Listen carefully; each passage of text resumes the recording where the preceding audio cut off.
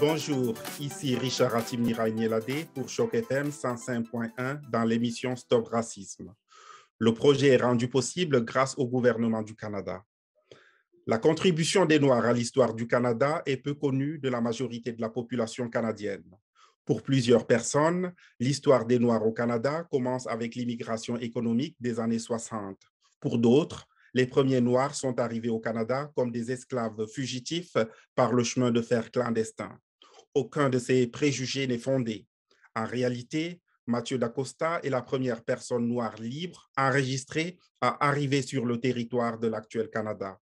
Il était membre du groupe d'exploration de Pierre Dugois et de Samuel de Champlain qui a voyagé de la France vers le Nouveau Monde au début du XVIIe siècle.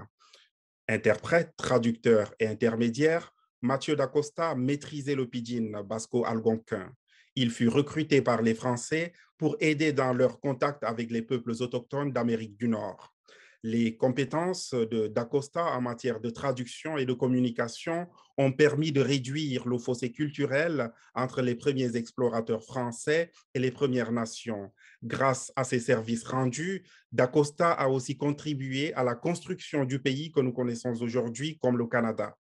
Après Mathieu Dacosta, d'autres Noirs, à l'instar d'Olivier Lejeune, sont arrivés au Canada pour poser les jalons de la nouvelle nation en construction. Ainsi, l'histoire des Noirs au Canada est aussi ancienne que l'histoire du Canada lui-même.